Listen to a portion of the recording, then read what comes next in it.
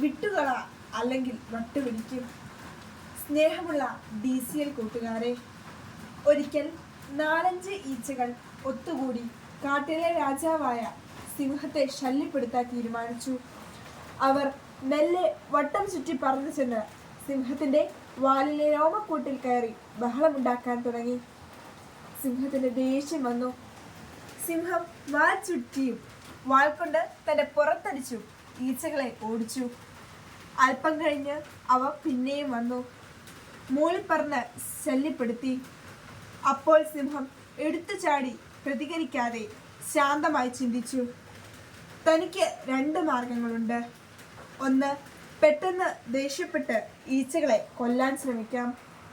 2, ഈച്ചകളെ അവയുടെ പാട്ടിന് വിടാം. ഒന്നാമത്തെ മാർഗം സ്വീകരിച്ചാൽ താൻ സിംഹമാണെന്നത് മറക്കണം. ഓരോ ഈച്ചയുടെയും പുറകെ ഓടണം. അവയെ പിടിക്കാൻ ചാടണം. വാലെടുത്ത് കടിക്കാൻ ശ്രമിച്ച് വട്ടം കറങ്ങണം.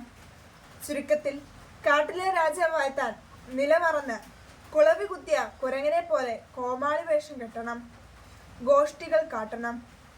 ഏതായാലും അത് വേണ്ട. അപ്പോൾ പിന്നെ മാർഗം 2.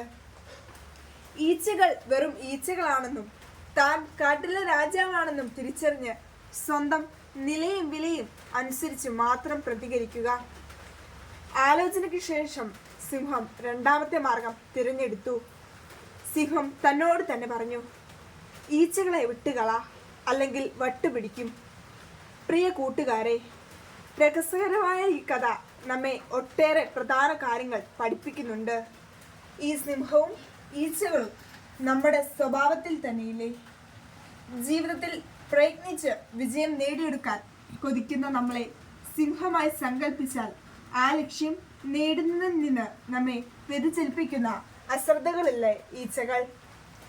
നമ്മൾ ഈച്ചകളുടെ പുറകെ പോകണമെങ്കിൽ നമ്മുടെ യഥാർത്ഥ ലക്ഷ്യം മറക്കേണ്ടി വരും. പ്രയത്നം ഇടയ്ക്ക് നിർത്തേണ്ടിയും വരും. സിംഹം മടി പിടിച്ചു കിടന്നാൽ മാത്രമേ ഈ ഈച്ചകൾ ശല്യപ്പെടുത്തുന്നുള്ളൂ.